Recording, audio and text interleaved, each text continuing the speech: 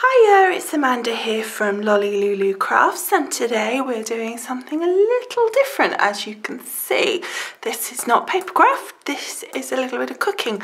I know that last time when I did my bread and butter pudding you seemed to really enjoy it, so I thought it would be fun to do some Easter cakes. So I've got here some ingredients obviously, and I've got some mini eggs and some pretty little cases, so let's get cooking. Okay, so I've got a nice big bowl here, and we're going to start out with 8 ounces of castor sugar, and then we also want 8 ounces of butter, or the spreadable type of butter that you can get is fine as well. And then we are going to give that a good mix. So I've just got one of these hand mixers, but a good mixer, food mixer would be probably better, but this does the job. Okay, so that's a reasonably nice pale colour. It's a really good mixture recipe in that you don't have to worry too much. You can see how it's a lot paler, it's a nice white. And now we want to start adding our eggs. So I want 4 eggs. So I'm just going to crack them into a jug or a cup or whatever separately first, because you want to be able to add them in gradually, and also if you mix the yolk in with the white before you start putting them into your mixture, I think that works better. Okay, so then I'm just going to get a little whisker. There we go. In a separate bowl, in my weighing bowl, I've weighed out my 6 ounces of self-raising flour, and into that I'm going to add a teaspoon of baking powder and a bit. It's actually, the recipe does say 2, but I don't like it too bakey powdery as it were, so I don't do quite as much. I think it's fine. Okay, so mix that in. I have this ready because as I'm adding the egg, I'll add the flour, and that stops it curdling. So I don't wait until it does it, I just add it as we go along. So we're going to add a little of the egg, and then some spoonfuls of the flour, and I find that's a really good way of mixing it all in together as well. And then we're just going to put our machine in on low, a bit more egg, a little flour.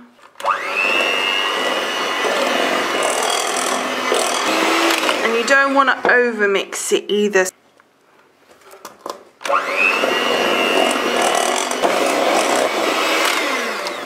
And then your final bit of egg, a little flour.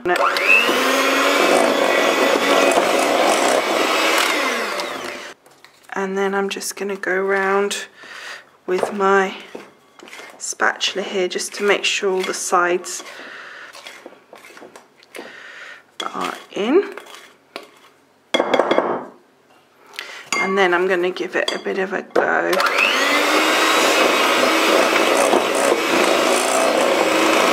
Just to beat some air in it. But again, be careful not to overbeat it, because that will make it go horrid as well. So I think that is all mixed in lovely.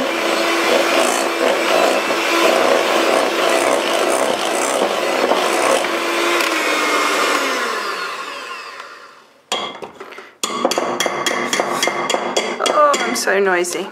Okay, so again, just going around to get all the mixture off the sides, because you want all of that for your little cakes.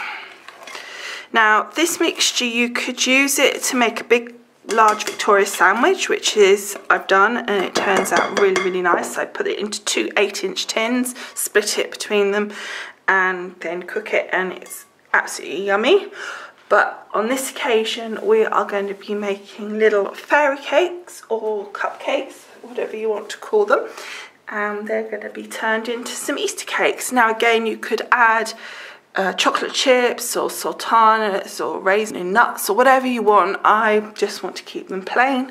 Okay, so let's get our pan and start dishing them up. Now I'm going to have to do these in 2 batches because I've only got 1 pan for fairy cakes. Okay, so here is my cake tin, and I've got these really fun paper cases, and they're really cool because they've got like these dots on them, so I think that's really fun for a Easter sort of cake. So I've got a spoon here, and we're going to just start putting a blob in each, and you can see how when you put it in, it just starts it pushes that case down.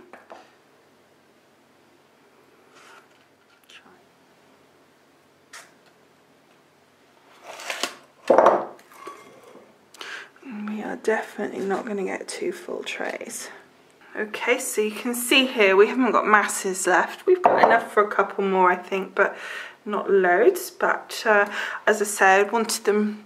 Normally I wouldn't fill them this much. If I was just doing like plain fairy cakes with a bit of icing on top, then I probably wouldn't put as much in because I would use the smaller cases as well, and that would be not needing it to be quite so full. But because I need to cut the tops off, as I say, I needed a little bit extra. So that's our cases filled. I'm going to put them in my oven at 160 degrees and leave them till they're cooked, which is about 20 minutes. Okay, so I'm going to pop these into the oven, and when they're done, I'll bring them back out and show you. Okay, so the cakes are cooked, so I'm just going to take them out the oven and bring them across. Oh, and don't they just look yummy? There's the one there, it's a bit smaller than the rest, but I'm just going to very carefully, because they're really hot, but I want the pan, so I'm just going to carefully just take them out. This is when it's an advantage having a little bit of a long nail, because you can use your natural nails to just pop them up. They are boiling hot. Okay, so that's those ones done.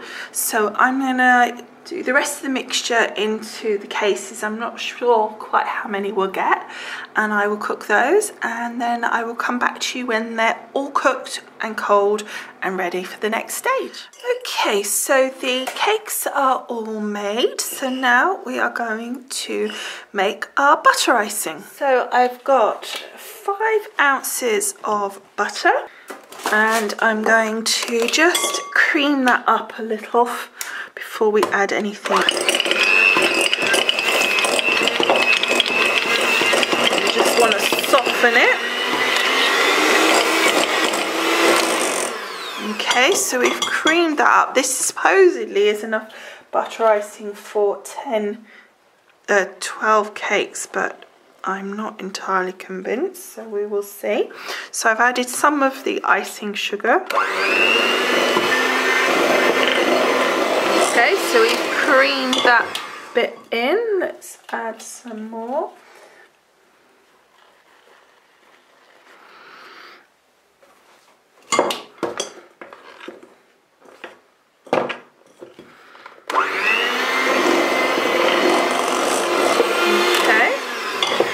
And then we want to add a little bit of milk. We want to add just a tablespoon of milk.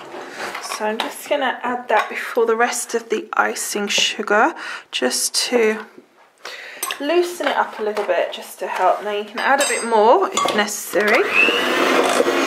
Okay, and I'm just going to get my spatula here and just get rid of that icing sugar that's gone up the top here, just to, because every little bit is precious at the moment, because I'm quite short. I've only just had enough.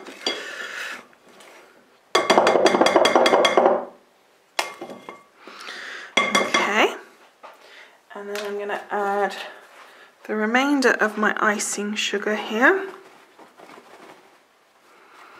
and I'm going to add a little bit more milk. then we'll see if we need any more milk in a bit. Just want to sort of mix that in a little so it doesn't puff up too much. What I do want to just do though, before I do any more, is just go around the bowl with this, just to make... So that's our butter icing made. Okay, so the next thing I want to do is take a sharp knife and I want to cut into my little cakes here, and I want to cut sort of at an angle down and then all the way around, so that I'm cutting slightly deeper in the middle and thin around the edges, so we get like a dip. There you go, see? Can you see the angle there? And then we've got like a dippy bit in the middle that we can put our butter icing in. And then I just want to cut these in half, so we have two little wings, and then I'm going to leave it on the cake itself ready for adding the icing. I've got a little helper picking up the crumbs that are falling on the floor. A little four-legged helper with fur, not the crumbs. Okay, so that's those all cut. So now we're going to get to put the icing inside. Okay, so I don't know if this is going to work, but I've put this butter icing into a bag. I don't have an icing bag or an icing doodah, so this could be a complete disaster. So let's just try. I'm going to snip a corner off. I mean, I'm not going for massively pretty, it's just to help me get it in the right place, really. Okay, so I'm just going to take the little wings off very carefully. So I'll do a couple.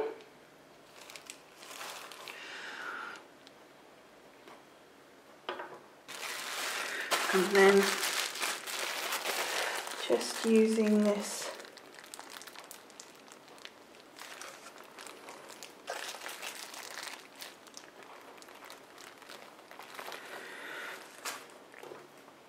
to squidge in some icing, and then taking the two little wings and popping them back in like so. So I'm going to then do the next one.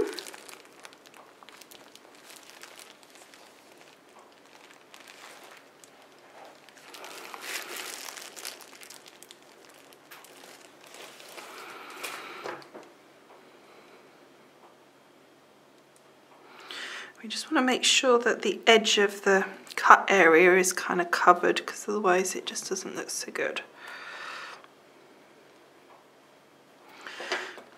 Okay, and then just popping those in. Isn't that pretty?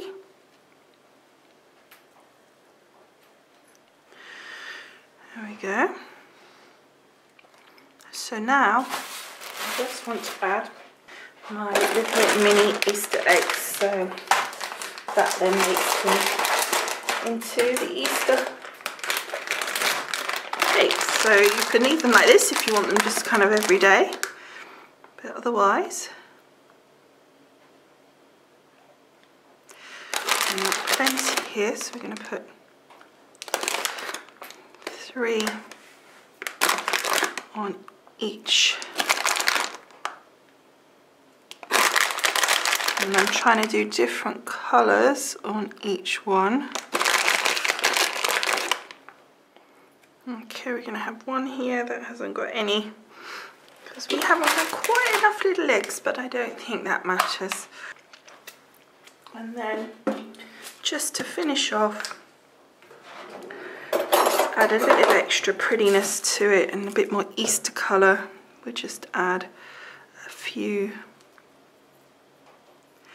of these little sugar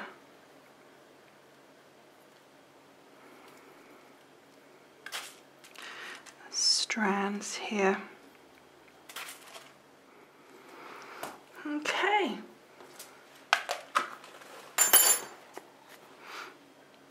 there it is, our little Easter cake with the lovely little dotty case and little Easter eggs in there and some sugar strands just to make it look pretty. So I hope you've enjoyed making these with me, and I hope if you try it out that you like them. Do let me know. But for now, thanks for watching and have a great craft day. Bye.